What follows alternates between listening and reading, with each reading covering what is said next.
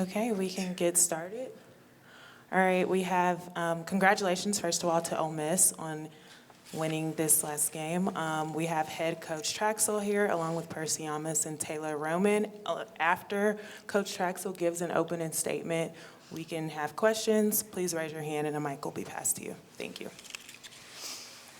A pretty exciting game to be part of. Just really proud of the fight that we had and the resiliency that we showed throughout the whole game, because we kind of knew it would be a dogfight, thought it'd be a little bit of a shootout, just kind of had that feel to it and just kind of where we are.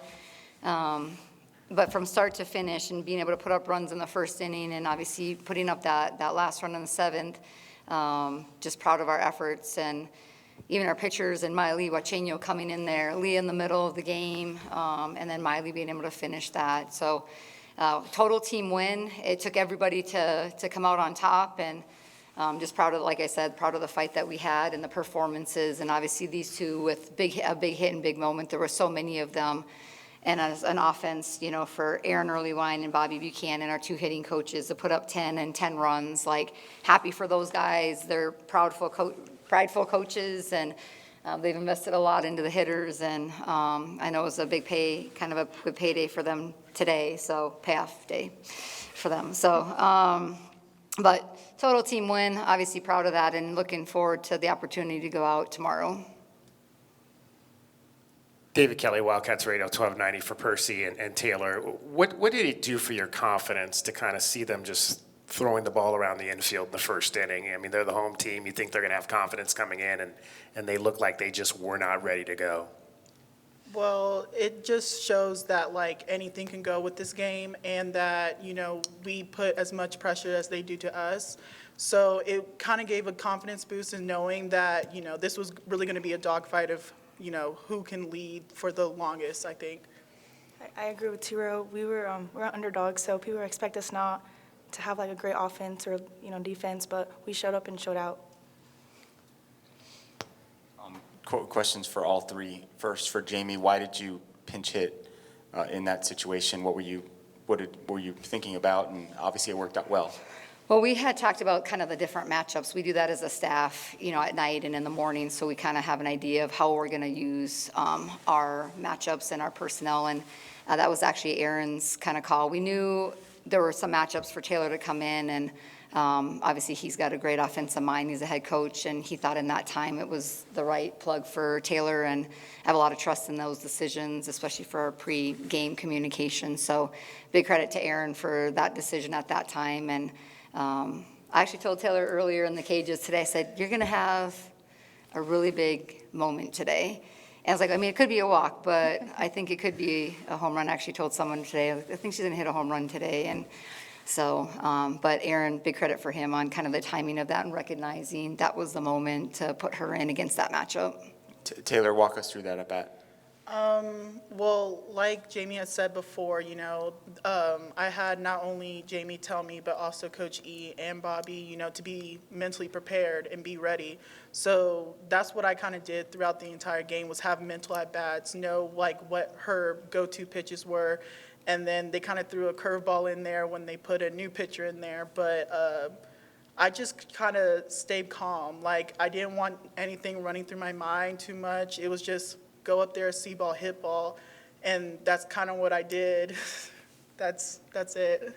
And for Percy, you had 2 home runs today. What was the secret to your success? I wasn't trying to overcomplicate things, you know. I was just looking for pitches that I could hit and drive. So that's question for Coach. If you guys face the Wildcats again tomorrow, what are some of the adjustments that you're going to make for that game?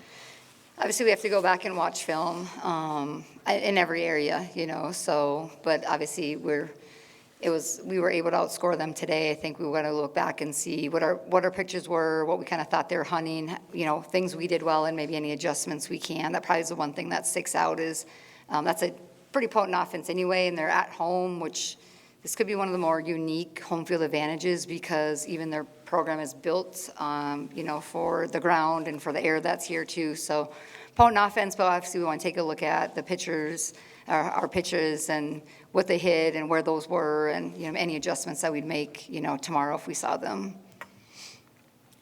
Coach, two questions for you.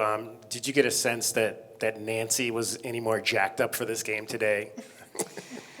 I'm sure there's a personal pride in today. You're always proud of where you come from, but it also makes it more personal too when you come back. And you never want to lose to, where you come from. There's always that kind of one-up piece. But there's so many emotions, I'm sure, for her to be here that I think if she had a choice, she would say, gosh, it's easier to kind of not be here, because of some of the distractions and all that, just to be able to focus on our team. And I think she's done a really good job with that, just trying to stay focused as much as she can with some of the attention and just people that haven't seen her for a long time wanting to, check in and pay their respects to her. And before I get to my second question for you, to the players, just what does it mean for you guys to come in here and see her name up on the wall? I think it's amazing. When I first met Nancy, you could just see the fire and the grit that she has, and knowing that, her name is on the wall, and it kind of shows like where it comes from, and also how much pride she has. Like you can really tell she loves what she does. So being here is also kind of like a prideful moment. We want to do right by her, and I stand by that. I love Nancy so much. I feel like I have a close bond with her, and just her number on the wall, I look up to her. She's like a role model to me. I love learning from her each and every day. And Coach, just curious, you guys have a marked bus out there. You didn't bus here from Mississippi, did you? No, we actually, pretty grateful. We have an incredible administration. So we got to deadhead our bus. Mr. Terry is our bus driver, so he pretty much goes where we go. And, Miss had us take 2 30-passenger charters out here, just so that our whole staff, including managers and support staff, can make it out here together instead of splitting up. So we had a couple of charters, got in here, but our bus actually traveled in front of us. So Mr. Terry, our bus driver, who keeps us safe, picked us up when we landed. So we're very grateful. We have an incredible administration. They're invested in softball.